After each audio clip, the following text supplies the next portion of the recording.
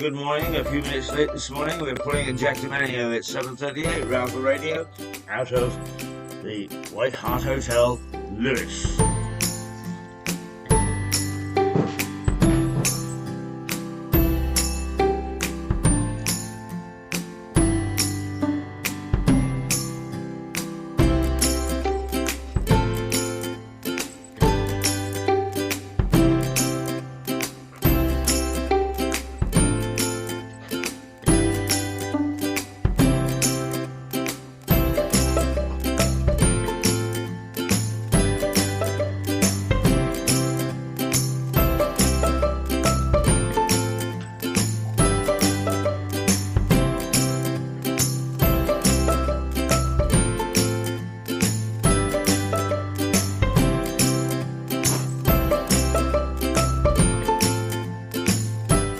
And I couldn't find my little stand there.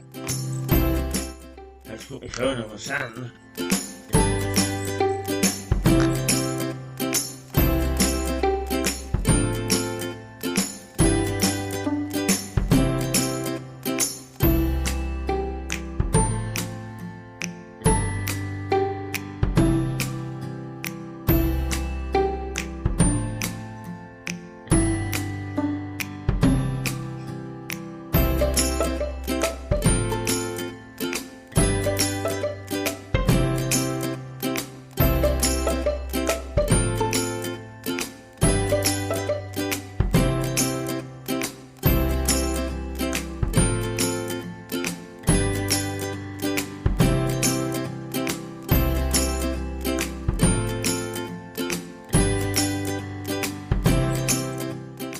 Well, I'm all a dither this morning, all of a dither. That the wonderful Jane had all my stuff laid out, ready to go. My coffee is here. Goodness gracious me, that woman is a Wonder Woman. Wonder Woman Jane. Wow. Gosh, how did she escape all these years without me knowing about her? Oh, dear, dear, dear. Here we go. We'll pour the milk, we'll pour the coffee, and then we can look at the headlines and see what on earth the papers are up to today. I expect it'll be all about Westminster. We'll have forgotten that there's a war on in the rest of the world, and all sorts of that sort of stuff. And we'll have to put up with all this going and frying and toing and hoeing. Uh, so here we go, the Financial Times. First of all, Sunak to defend tax sense by vowing cuts once inflation is tamed. Actually, I have to say that makes no sense because if you stoke inflation, we're in for a very rough ride later on down the road. But then again, everybody wants everything now. We're in an instant society. Don't know what I want, but I want it now. Oi! Mm. So actually, to some extent, Sunak is making sense. The Times. Sunak vows to cut tax as support for trusts grows. Oh, well, there we got two competing headlines. One says he's not going to, and the other says he's going to. Because Liz Truss, who is coming up on the outside rail, has said she's going to cut tax. So there we are. There we are indeed. He is or he isn't. The Daily Mail. Truss. Back me or it'll be Rishi. Well, I wonder who she's talking to. The Daily Mail says Miss Truss has warned the Tory right that it risks handing Rishi Sunak the keys to number 10 if it fails to unite behind her. Well, there we are. Mo Farah sensation. He says I was trafficked to the UK, aged 8, and this isn't my real name. Wow! Oh, dear, dear, dear, dear, dear. The Sun. I'm not Mo Farah. Oh, dear, dear, dear, dear, dear. So what's in the name? The Sun leads with revelations by former Olympic champion Mo Farah in a BBC documentary that he was illegally smuggled to Britain as a child and made to work as a servant.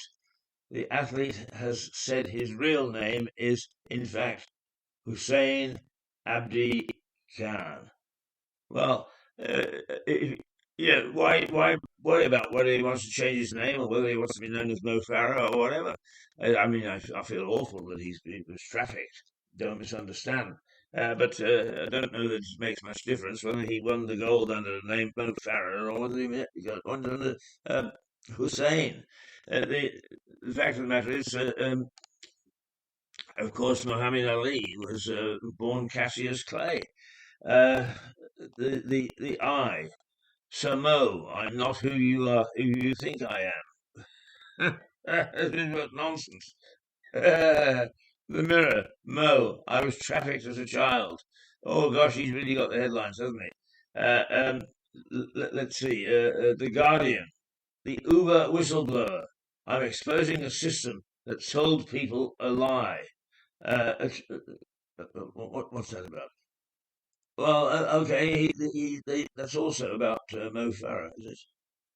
Oh no, Mark McGann, a former boyfriend, a former lobbyist for Uber, who asked thousands of document, uh, who leaked thousands of documents revealing how the company lobbied some of Europe's top politicians to help establish their itself in the continent's markets. Oh, so they're going to have a go at Uber now. Oh, dear, dear, dear, dear.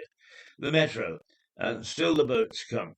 A new Prime Minister on 5, F1 Bernie in a £400 million tax dodge. Oh, right, okay, Metro, it can't make up its mind. It's got a picture of still the boats come about illegal immigration, but it's switched to Bernie Ecclestone, who's been nicked for trying to dodge £400 million taxes. Well, thank God somebody's decided to look at the top brass. They're always trying to nick somebody who's dodged £5. Daily Telegraph, Britain braced for heat health emergency. Right, okay, the Telegraph has switched away from politics, and it reports that Britain could see its first ever national heatwave emergency coming this weekend, with temperatures expected to reach up to 40 centigrade. The paper says that senior officials held a crisis COBRA meeting in Downing Street on Monday, and that schools, travel, and health services are all expected to be impacted. Oh gosh, well, heat wave, heat wave, heat wave. The Daily Express, heat wave is a risk to life. All right, oh, yes, and the Star, hot as Death Valley. Well, the Star has been warning us ever since Christmas about this, so for once we can believe it. The Star says the soaring temperatures could leave Britain as hot as Death Valley, an area of desert in California known as one of the hottest places on Earth. Wow. Well, there we go. What a mixture. What a mixture indeed. Let's play some music.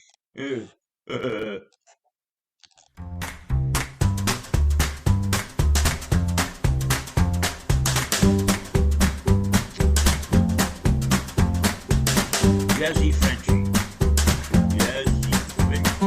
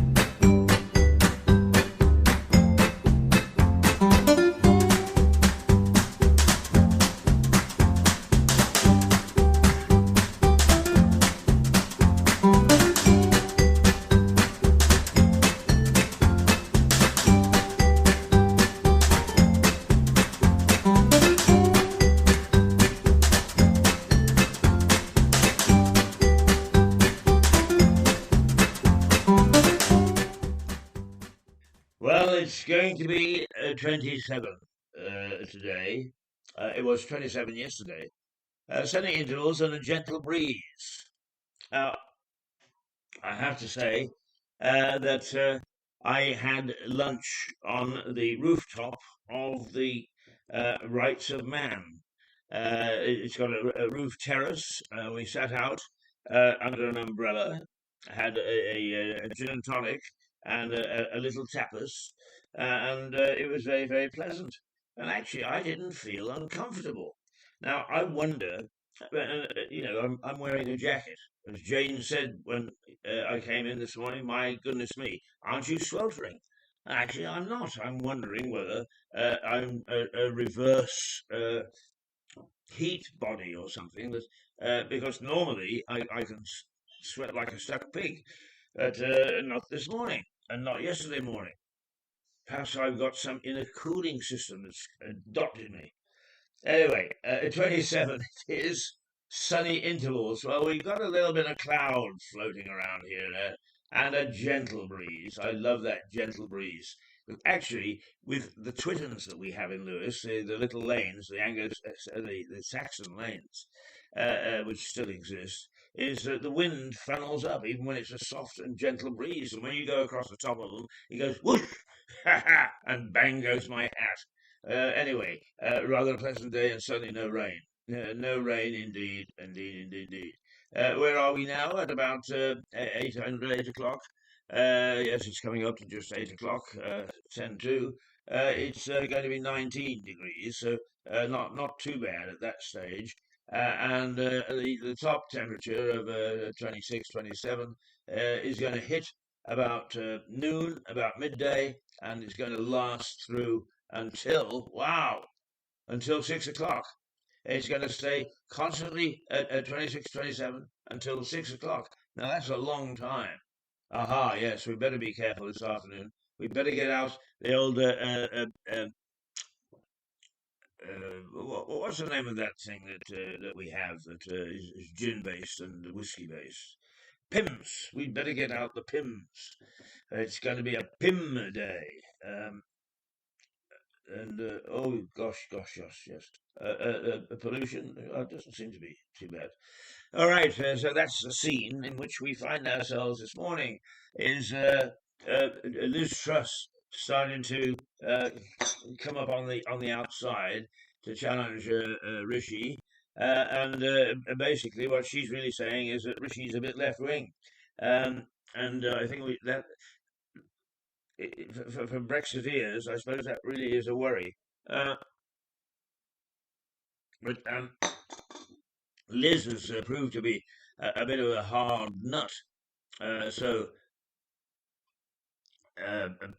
although the paper Mail says that Rishi is a bit right wing, I must confess is I lose track of the individuals now because I don't have much faith in any of them. But if it's right versus right, I don't care. What I don't want to see is a soft, sloppy sort of liberal type um, uh, prime minister at this particular stage. Nothing against the Liberals, perfectly happy party. They've been in the doldrums recently. In fact, a lot of voters are switching to the Liberals because the Tories have cocked things up so badly. But generally speaking, it looks like it's Truss versus Rishi. But then a day in politics or a week in politics is just dynamite. So we are better off not guessing anything, I think. Not guessing anything at all. Now, Mo Farah, there's a surprise. Right. Oh gosh. Well, the back pages are carrying some good news again. The ladies team, the ladies football team, beat Norway 8-0 to book their place in the quarterfinals of the Euros 2022. I said the World Cup. What the hell? What's the difference? A record-breaking 8-0 thrashing of Norway. The Lionesses hit 6 goals in the first half on their way to a record win in the competition. Beth Mead scoring a hat trick. Ellen White, 2, and Georgia Stanway scored one. Lauren Hemp and Alicia Russo won apiece. Oh, I'm sorry. Georgia Stanway got two. Oh. England boss Serena Wiegman praised her side for their relentless approach. It was a very special night, she said. We didn't expect to make such a big win, but we played really well. We really exploited their weaknesses.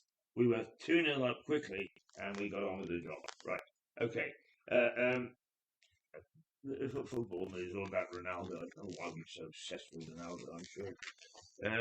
England dish out a hell of a beating is the inside of the back pages. Uh, and let's see. A boost for Novak in his bid to catch Rafa at the Wimbledon champs Aussie Open ban set to be lifted as he chases rivals 22 slams. All right, okay. Ronaldo dominates the agenda again. Let's see. Jack, the toast of the town. Nicholas to be made honorary citizen of St Andrews. Fitz learning to love the links again. So golf's pretty positive stuff. Not a great deal of negative stuff there. And we can't just abandon the home of golf because it's a nice day. Martin Samuels writing, and chief sports writer of the Mail. I don't know what he's on about. And let's see.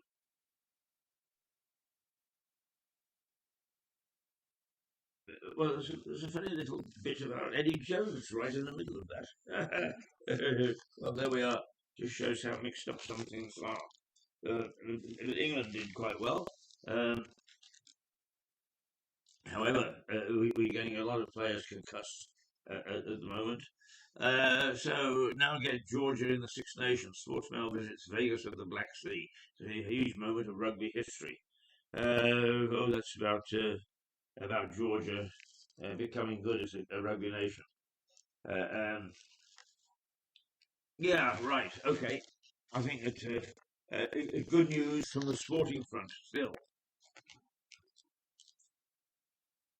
Uh, well, a few negatives, a few little negatives there. Alex Brummer is saying that Heathrow shames Britain. Um, well, at one time in the 1980s, I worked for, I didn't work, I consulted for British Airways. And I, I have to say, it was a golden era. Everything was number one. Heathrow was number one. British Airways became number one. We had a golden era of about, going on for 20 years under Colin Marshall and John King at the helm. And we were top of the list, cock a hoop. Well, since then, of course, globalization gets in the way. All right, suddenly we've got to have everything. 99% of this and 110% of that. They've actually cocked up the company. So British Airways is in a bit of a state, not number one anymore. And Heathrow has just descended into farce as they keep on adding new terminals and then relying upon computers to run them. There we go. Here we go with my favorite theme. Computers, computers, computers. They add computers. The computer will look after it. Well, the computer's not looking after it any more than it is the rest of corporate Britain. It's about time that they started to. Somebody somewhere has got to admit that computers can't do all the things that humans can, and that humans need computers, but that computers should not take over from humans. When are we going to learn that lesson? I have no idea. Can you imagine what this computer would be like? Good morning. It is now 9 degrees. Sorry, I was told to say it was 9 degrees, even though it's going to be 27 degrees. Let us play a record. I am playing the same record as yesterday. Well, hey, perhaps it's better than I am. But nonetheless, can you imagine? Can you imagine what it would be like? But that's really what corporate Britain is like. Press 1, press 2, press 3. Right? Is you have got to wait 20 hours, and you're 754th in the court. What do they do about it? They can't do anything about it. Normally, what they would have done is said, okay, get everybody from Department X down, answer the phones until the crisis is over. Not a bit of it. The computer just puts you on hold. Dear, dear, dear, dear, dear. And now it's put it on hold because nobody goes to work. We keep on using every excuse in the book. We become lazy Britain. And it's reflected in the fact that we really don't have much of an economy anymore. Why do we think that the present crisis is there? Yes, there are some external factors, but generally speaking, we are not working. We don't want to work. We hate work. We say we're working from home. Yes, ha ha ha. Yes, ha ha ha. There is nobody around to jig us on when we fall asleep at the switch. There is nobody to talk to across the table, across the desk, across the office. There's nobody to gossip with. There's nobody to form an association. Corporate Britain is in a state, and that's reflected by political Britain is in a state. The whole country is in a state.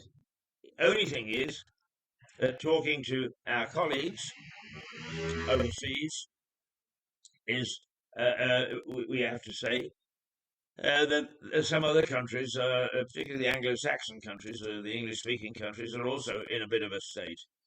Well, even the non-speaking, the English-speaking, France is in a bit of a state. Germany's in a bit of a state. The EU is in a terrible state. Uh, why people lust to belong to something that is broken, I have no idea, but they do. Is this sort of thing that they've been taught from birth, what Europe is about, and Europe isn't about. It's a lot of dissimilar states all bound together by some common purpose that is economic, and that isn't working. So what's the other thing? That we're all brothers in arms? That we all love one another? Come on. Ho, ho, ho, ho. Yes, yes, sir. Yes, ma'am. I believe that. The if there is any reform needed, it is in the world. Now, I posed a question yesterday privately and said to somebody who is pretty savvy when it comes to the world, is I wonder if those countries that we don't hear much about or we can't get information out of, like China and even now Russia, have got similar domestic problems. And the answer came back, yes, of course they do, very much so. The difference between their economic problems and ours is that most people are not able to protest, and actually people are fighting back, except that we have to be very careful. We worry about what we wish for, because what's happening in the Netherlands and Spain and in some of the other European countries where citizens are now beginning to knock on the door and say, hey, enough is enough, is that people power doesn't work either. We give way to the mob. And we are breaking down in many ways. We're breaking down our civilized society. We're seeing all sorts. I mean, not least of which is rule of law is important wherever you are. Doesn't matter which country or which political philosophy you're under. Rule of law is terribly important, and we are losing the sense of rule of law. It's please feel free to do a lot of things, and that came out of the education philosophy of the 80s and the 90s. We should have seen it coming, but we didn't because we didn't want to. And now what we've got is a very me society, when in fact what we need is one that is going to rally around the flag. You talk to people nowadays under 40, rallying around the flag is, oh dear, you don't do that. No, you rally about all sorts of other things, pulling down statues and sticking your pants to span on the bridge. You can do all those things and be lauded for it. But rule of law? No, don't be so silly. Goodness gracious me. Flags? Oh well, let's think about doing away with them. Whole sense of identity. We can't have that. We are diversity. Oh, bloody hell. When are they all going to learn? Makes no difference to me, I suppose, because the ultimate price will be paid in, say, 10 years' time. And I'll be lucky if I'm around in 10 years' time. Lucky if I'm around in 10 weeks' time. Never mind. Never mind, never mind, never mind. What's the time? I'm having a wonderful rant this morning. 3 minutes past 8. Oh, I've woken up in a perky mood. I really have. Watch out, everybody. Hayes is on the warpath. Oh, let's play some music and get away with it, shall we? Okay, down with your get up. I love this one. Okay, so do that.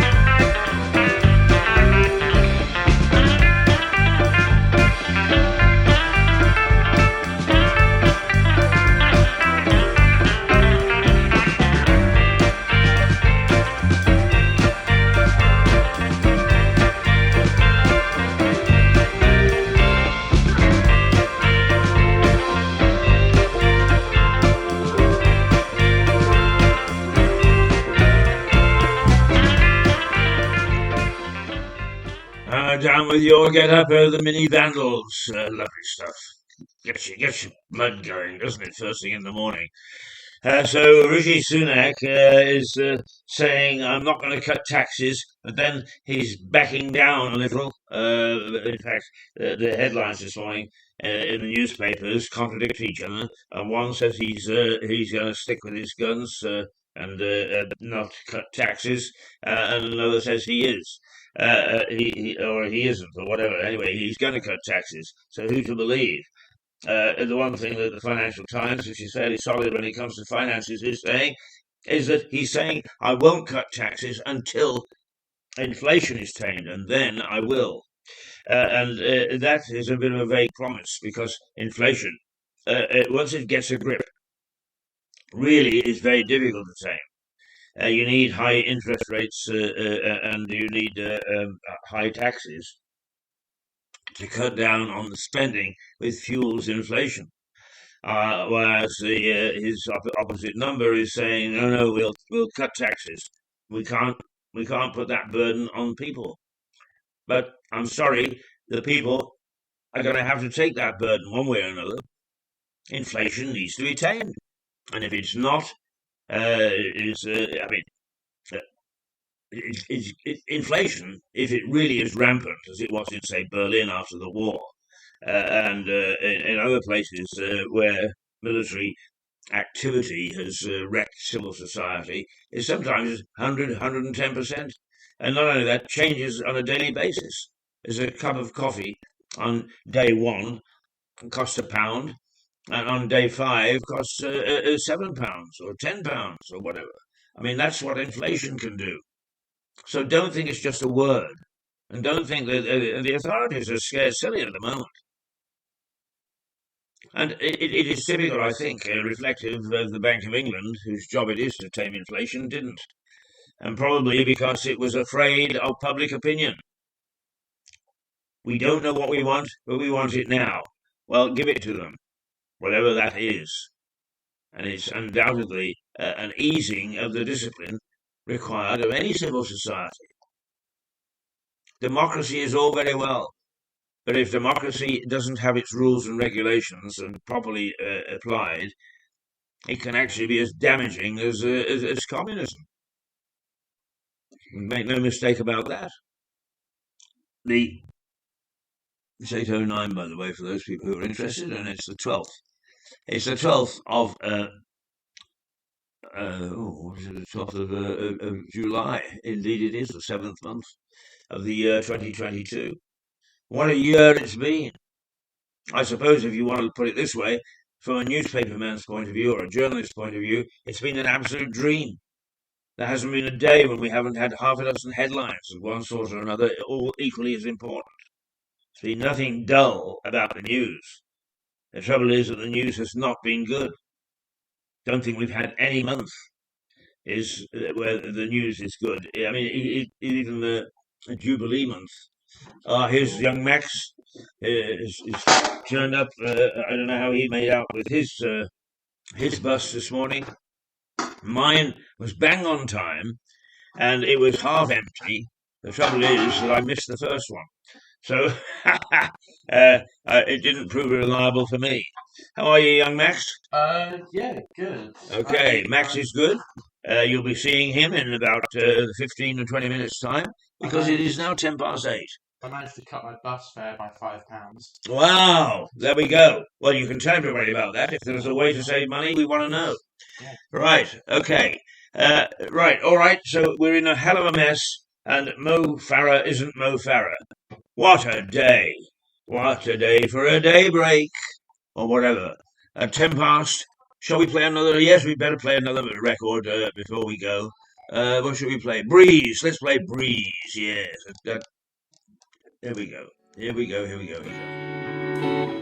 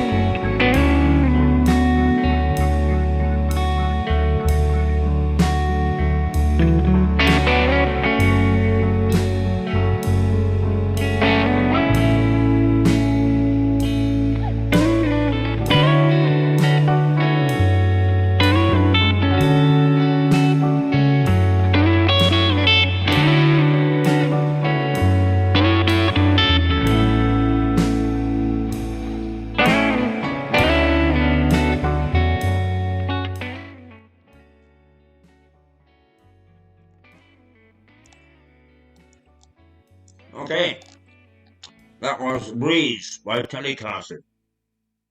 Newspaper headlines. Financial Times. Sunak to defend tax stamps by vowing cuts once inflation is tamed. Ha ha ha! The Times. Sunak vows to cut tax as support for trusts grows. Ha ha! Daily Mail. Oh, that's Liz Truss, by the way, who's coming up on the outside rail. Truss. Back me or it'll be Rishi. And she's suggesting that he's a bit left wing. But that's the first. On the front page is a Mo Farah sensation. Apparently in a BBC documentary he said, "I'm not Mo Farah at all."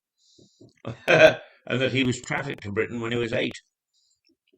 Well, that's sort of drama, I suppose, and Mo Farah, iconic British figure. But nonetheless, do I care whether he's known as Mo or whether he's known as Hussein? I think is the name of his real name. But I suppose because of his fame and so on and so forth, it's something to talk about. But to me, he is an athlete, an outstanding performance, and a nice guy. Do we really need to worry about what he's called? What we do need to worry about is that he was trafficked, because he's not an old man, which means that it probably happened 20 years ago. Yeah, it would be less than 20 years ago, which means in this century. And the fact that trafficking, we know that trafficking takes place. We always thought of it as young girls being trafficked, not young boys. And if that happened, it happened when we were supposed to be the most civilized nation, in a wonderful, wonderful climate of money and lots to go around, everybody having exactly what they wanted. Well, we're starting to pay the price now. And it would appear that all was not well in the state of Denmark during that period that we all thought was absolutely marvellous. It's 8:15, I've got to go. But I really enjoyed myself this morning, having a good old rant. So, here we go. We substituted the ukulele for the moment to in and out. And here it is, a Ben Sounds ukulele.